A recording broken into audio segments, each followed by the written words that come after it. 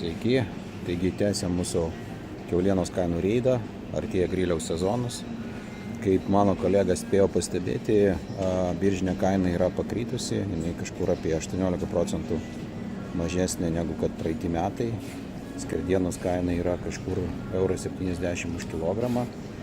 Na ir bandom pasižiūrėti, kaipgi tai atsispindėjo kainose prekybos tinkluose.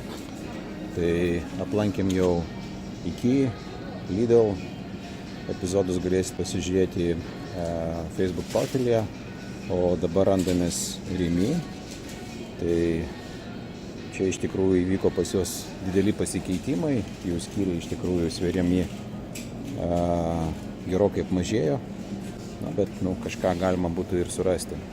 Taigi kiaulienos kumpis be kaulo 4,49 iš principo. Iš principo ta kaina jau laikosi jau kelinti metai, niekas nepasikeitė. Taip, kiaulienos karka su kaulu 2,99, akcijėlė 2,09. Kas čia pas mus dar? Kiaulienos sprandinė su kaulu 5,69, dabar akcija 3,95. Nugarinė čia tas pats, tik tai kita forma. Taip, kiaulienos kumpis su kaulu be kaulo 4,49, su kaulu 3,99, akcijėlė 2,79. Einam dar pažiūrėti fasotą skyrių.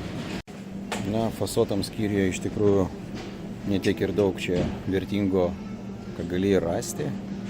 Net turbūt ir nefiksuosim tos kainos. Galva vertingas yra plakatas, kur parodytos vertingiausios dalys: išpjova, kumpis, šoninė, nugarinė, sprandinė, šonkauliai. Bet dėja šitų dalių yra tik epizodai.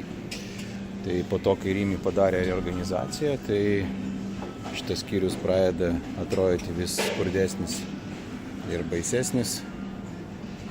Tai ką, tiek tada iš Rimi, sekanti mūsų stotelė yra Norfa.